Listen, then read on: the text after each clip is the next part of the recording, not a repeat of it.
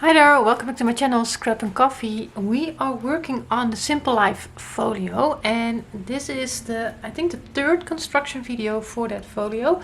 We are going to work on what I call layer number 3 and I want to do something pretty fun. It's going to look really similar to our first layer but with a little twist. While I was working on the folio I came across a video and I believe the channel was called Sandpaper Road, and she was doing a feature in that video that she called an unusual accordion page, I think, unusual accordion, and I really liked that element and it reminded me of what we did on layer 1 but with a little twist. So I thought let's try that in this folio. Let's try her idea of, I don't know, that's where I saw it. I don't know if it's her original idea or not, but that's where I got it from. And let's see if we can do something fun with it. So that's what we're gonna do. If you have the cutting guide, we are going to work with our pieces that you can find under layer 3, which start with piece N. And the cutting guide is available in my Etsy shop for a small amount. Good way of supporting me and my channel. If you don't have the cutting guide, I will give you the measurements, like I'm naming them out. I'm not putting them on the screen because I really dislike doing that. So yeah, you can also write your measurements down and work along. But let's start with our pieces. I am not completely prepared because it was a little unexpected that I was going to make this video, but that's okay. Also my desk, you see I had some white fibers. It's a complete mess. My hands are not as clean as I would like because I was doing some mixed media and yeah, like I said, it was a little unexpected, but that's all okay. We are going to start with piece N. Piece N measures 8 1/8 of an inch by 7 1/4. And with the 7 1/4 inch side on top, I'm going to score at 6 1/8 of an inch and at 6 1/2 inches. It's going to be our base piece. Then we have piece O. And piece O measures 8 1/8 of an inch by 8 1/2. And with the 8 1/2 inch on top, I'm going to score 1/2 inch, 5/8 of an inch, and 4 3/4. I'm giving that a good score there.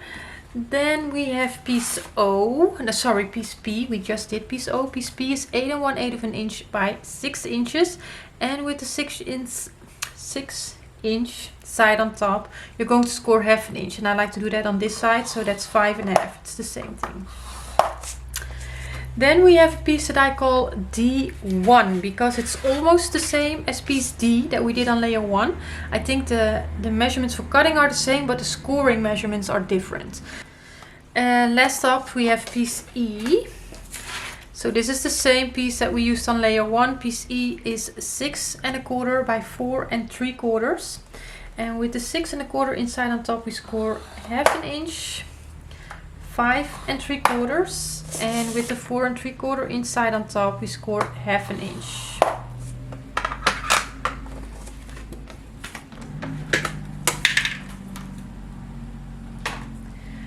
Okay. I'm going to turn my pile over again, so we start with the beginning. Piece N. So we have 2 score lines on piece N, and I'm going to apply my tape between the cut edge and the first score line on the indented side. Now this part is a little wider, so I will probably do a combination of 3/8 inch tape and 1/4 inch tape here.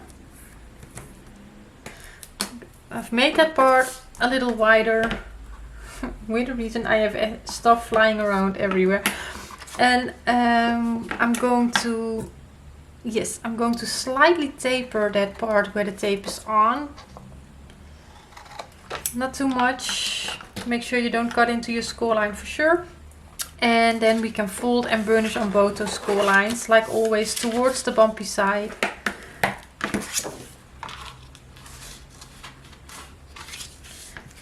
And then we have this piece prepared. So this has a little 3/8 inch gusset there. Then we have piece O. So on the side where we have the 2 score lines close together, I'm going to apply my tape between the cut edge and that first score line. Again on the indented side, right? And again, I will taper that 1/2 inch part, so it's again for hiding construction, so you don't have to go too close to the score line. And once we've done that, we can fold and burnish all 3 score lines, and all 3 of them towards the bumpy side. So this one can be a little tricky, the 2 close together. You just take your time on it. My cardstock is also a little on the sturdy side. And then last up, this one.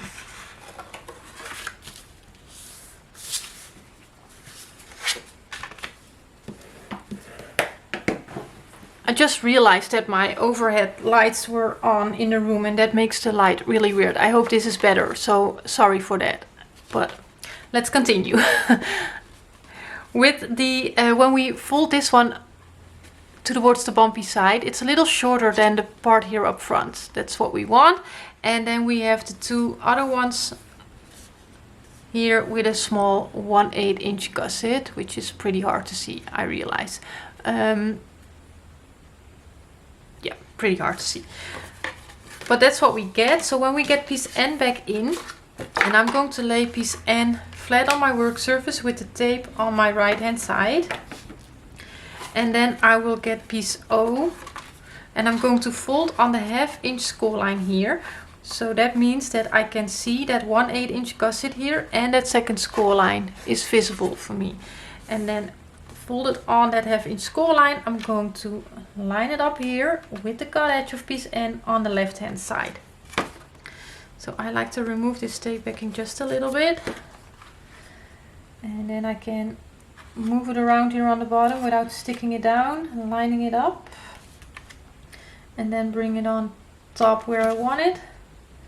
Hold it in place. And carefully remove the rest of that tape backing. And then that is on. So I'll give that a burnish. So this will fold in and flat. And then basically we have to push our 1/8 inch gusset up here again. I think I need to burnish that score line a little bit better, but that will be okay. So last, well, not last up, but last up for this base, we have piece P.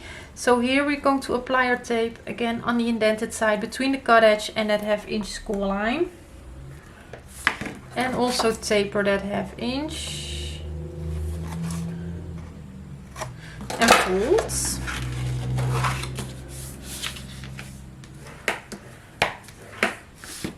Okay, so we are going to get our base page back in that we've just constructed. We are going to pull out that part that we folded in from piece O, pull it out, and then I'm also going to get the whole thing from underneath it. So here I'm looking at the mountain fold of piece O, and then the cut edge is on my right hand side. That's where I'm going to place piece P on top and line that up. I hope that's clear where I'm at. It's always a little tricky with these sort of constructions, like where exactly are you attaching it, but I hope that this made sense. So I'm doing the same thing where I'm just aligning it and then remove my tape backing completely. And again, I want to give that a really good burnish. So now we can fold on that mountain fold of piece O, and then this will come up, and then when we bring piece N back under it, this is what we have. And this is, I think, because I didn't watch how she did it from Sandpaper Road, but this is that unusual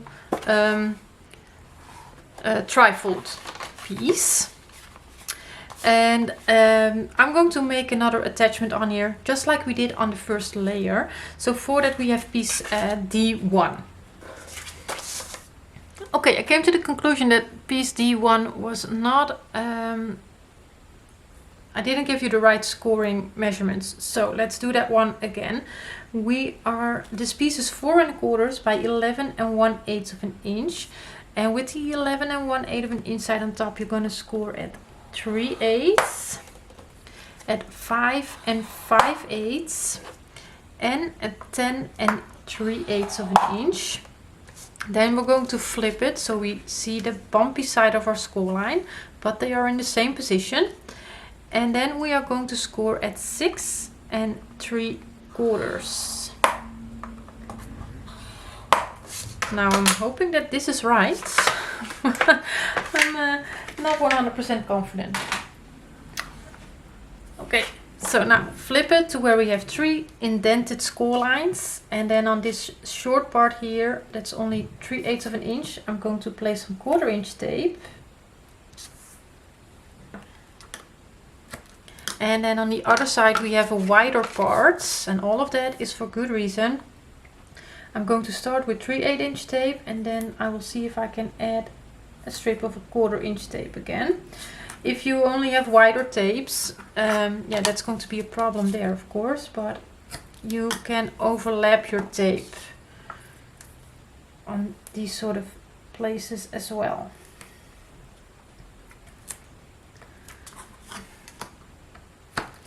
Okay, finishing the tape on, and then we can fold towards the bumpy side on those score lines next to the tape.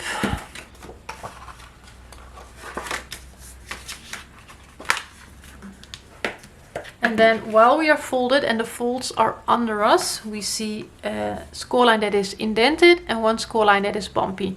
On the one that is indented, we are going to pinch. Not burnish yet, only pinch. Then we will get our base page back in. So what we are going to do is we are going to attach it on the 5/8 inch score line of piece O. So we have our gusset standing up, and then we have that fold line here. That's where we want it. So what I'm going to try to do is I'm going to pull here on piece P to make it flat, and then push back on that 5/8 inch score line to make that flat on my work surface as best as I can.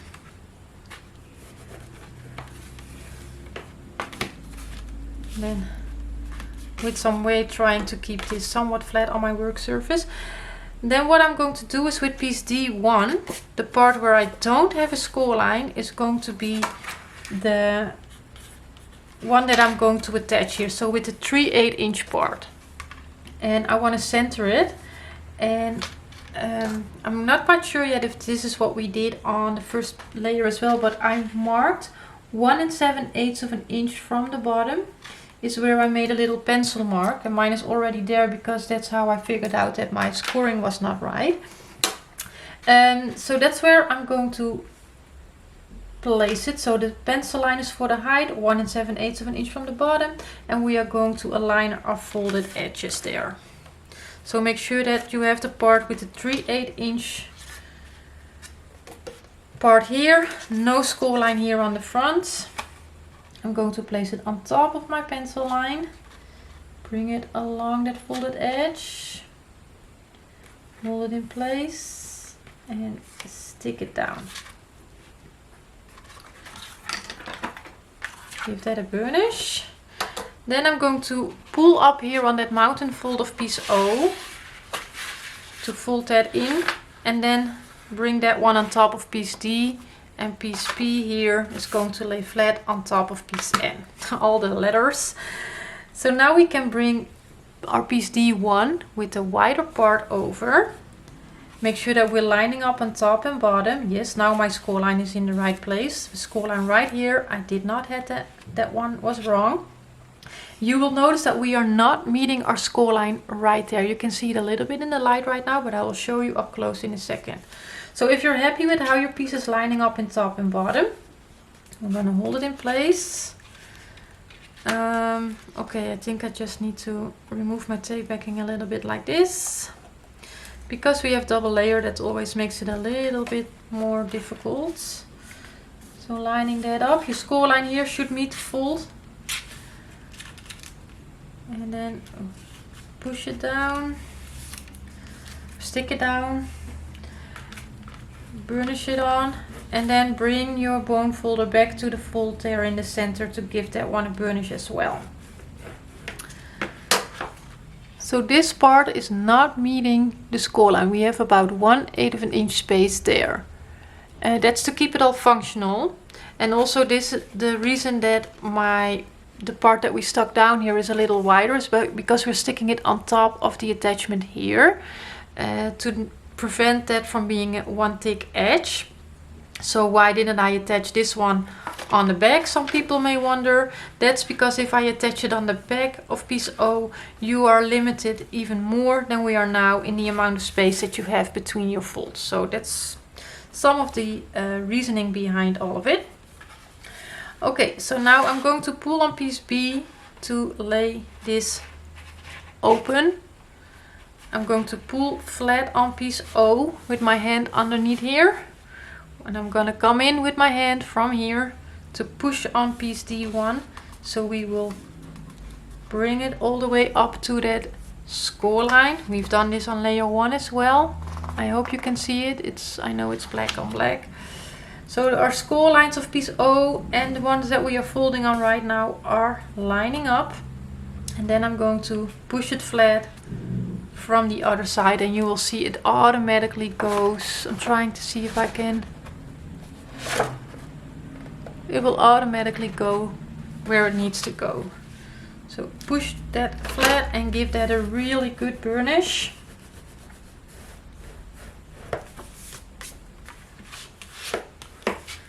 And then we have it in place basically. So I think I'm going to use my angle punch on here, but this would be attached in the folio. Piece N, and then we can pull out here on piece P, and this needs to become a little bit more flat, but like that, and we can open it up like this, so we have quite some real estate here to work with, and it can all fold close like this. Now of course I'm not done yet. We are going to do our piece E on top of piece D1 with an acetate frame in my case. So piece E, we are going to go to the bumpy side and draw our frame, our 5/8 inch frame. Now we've been doing this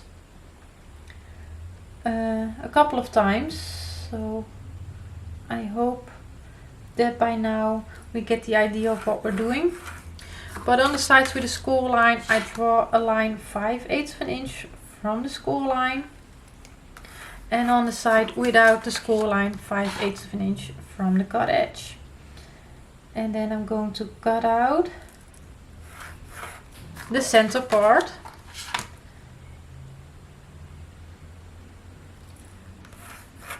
There we go. So I need to get my pokey tool right here. I'm going to pinch on my intersections of pencil lines. That's just a little something that I like to do. And then I will get my straight blade, and I want to have this ruler. And we are going to cut from intersection to intersection, or from your little hole that you've poked to hole that you've poked. Okay, that should be out. Yeah, there we go. And then I have my piece of acetate. I just need to put my tape on here. That's 3 3/4 by 4 1/4. Yep. And I'm going to put some 1/4 inch tape around the perimeter of that piece of acetate.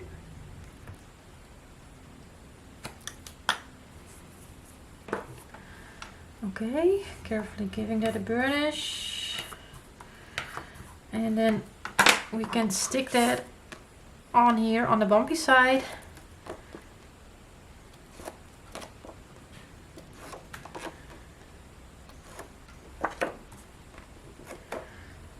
Making sure that I have a little bit of a black border on all 4 sides. Drop it and then burnish on the tape. You can see the color changing of the tape. That means it's getting a good stick. I always find this a very clear example of why it's so important to tape your burnish, burnish your tape after putting it on, because you just see how the amount of stickiness is increasing, the strength of the tape is increasing. Okay, then back to the indented side, we are going to apply our tape on the 3 sides with a score line. And then we will miter those corners, so where our score lines are intersecting, we're gonna cut with a 45-degree angle to reduce bulk. And also here on the top, we want to hide that construction. We don't want that to stick out and be visible. So we angle that as well, slightly. And then we can fold and burnish.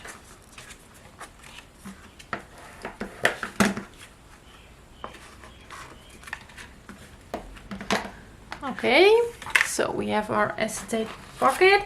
So back to our page. I'm gonna make sure that our orientation is right.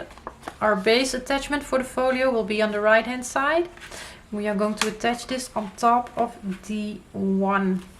And it should line up on all 4 sides. So I'm going to use my bone folder here for some weight to make sure that everything is somewhat flat, to make it a little easier. I'll have something here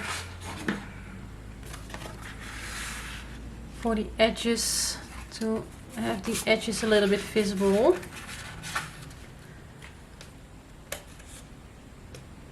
So this is not just for showing it to you, but also for yourself. It can be very helpful to use a contrasting color to see your edges a little bit better. So I start here in the corner and bring it along the bottom.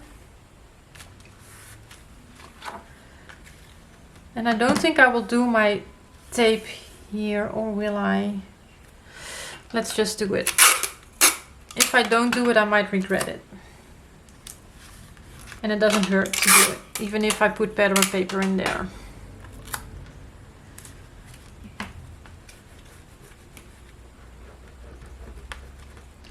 Okay, and then we can stick the sides down.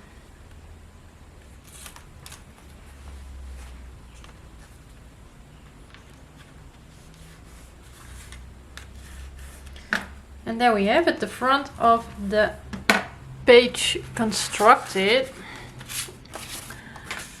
And now we're going to work on the back. So nice feature here, this needs to be a little bit trained to get it flat. I'm not sure if it's going to be completely flat. And we might want to use some magnets to keep it all closed, but I'm not sure yet. Again, I'm also thinking about using paper clips or something, and I just might feel that that's going to do the job for me. We'll see. If I do magnets, I will let you know.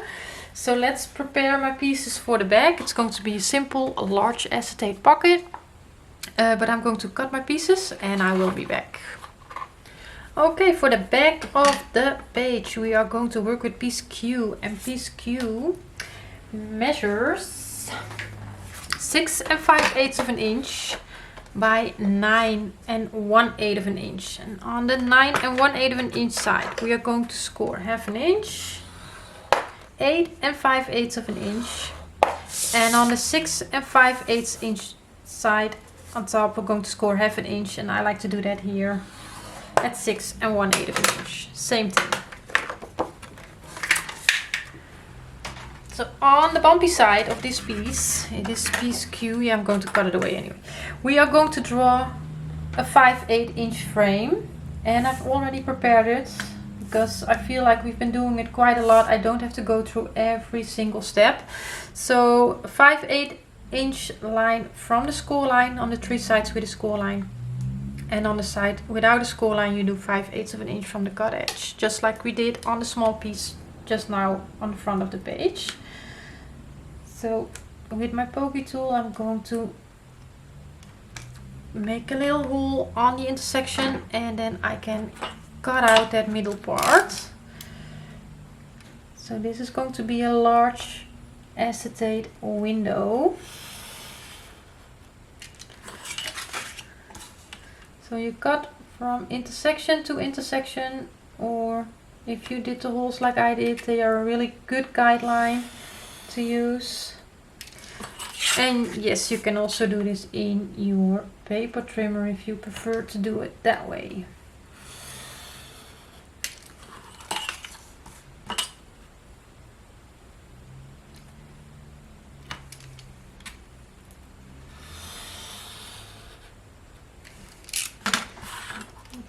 see. Yes, that's out. I can use that for a little something. And then we have a piece of acetate that is 5 5/8 of an inch by 7 5/8 of an inch with some 1/4 inch tape around the perimeter, so we can stick that down. Okay, so I'm going to move it above it. I used to do it with the tape that I'm using for making my covers to determine the width between my chipboard pieces. And then I did the acetate, the edge of the acetate and the edge of the cardstock, so both edges would have a good stick. And the reason that I'm not doing that anymore is basically because I want to save that tape as much as I can for my cover, because I cannot buy it anymore. And so that's the main reason. And with the 1/4 inch tape, I just feel like it would be overlapping so much that I feel that it's a waste of my tape, and it's just a little too expensive for that kind of silliness, and it functions just as well.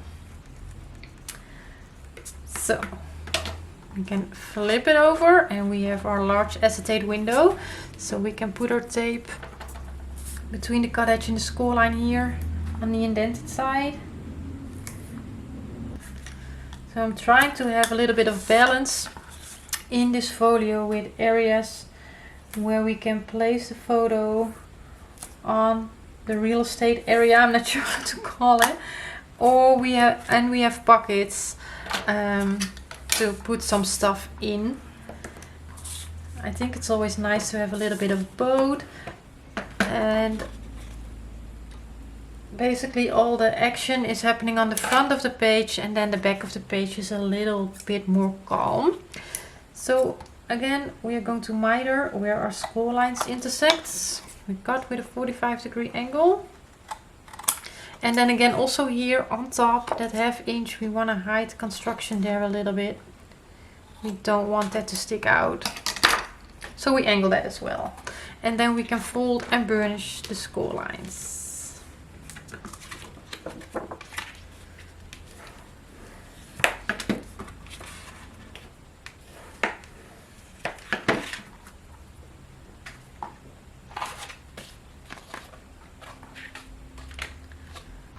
So if we have our page here, we are going to flip it to the back. So our attachment here ends up on the left hand side. We are going to place the pocket with the opening on the outside, and the bottom of the pocket is going to go up against the score line here. Don't go over your score line, just kiss the score line. And then it should line up on all 4 sides. So I'm going to turn my page where the attachment flip is on the bottom. Makes it a little easier for me.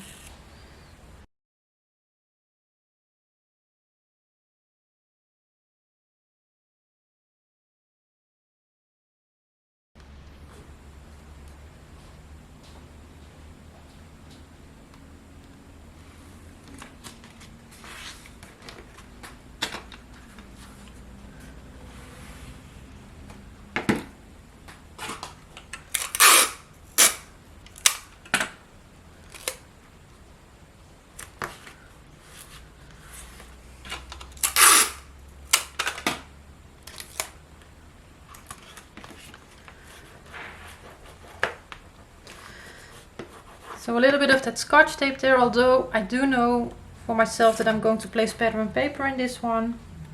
But again, if I don't do it, I might regret it. And then we can stick the sides down. Now this is a pretty large pocket, so we want to be a little careful. And there's a lot of bulk under here. Let's see if we can get rid of that a little bit.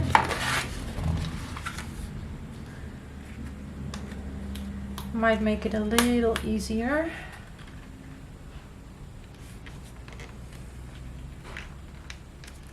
There we go. Okay, so we can fold this back in, and then we have our large pocket here. So I have a piece of pattern paper and I had it close by, but I don't know where I left it. Here it is. From the 6x8 that I really wanted to use, and basically this pocket is made for that piece of paper. I'm going to slide it in here and give it a nice border. I might add some color with my Distress Spray Stain. I'm using bundled sage and ice spruce. I don't have a lot of this, but this worked perfectly, so that's great. And so I might add it a little bit to the butterflies, but it depends on what I'm doing here. But I really wanted to use this piece of paper like this, so that's perfect for it. And then I will stick that down and we can add photos in this pocket or something else, right? So this is the construction of layer 3. And yeah, I'm going to do my best to get the decorating on camera as well, but we will see how it goes. So for now, thank you for watching, and yeah, I hope to see you in the next one. Enjoy the rest of your day. Bye bye.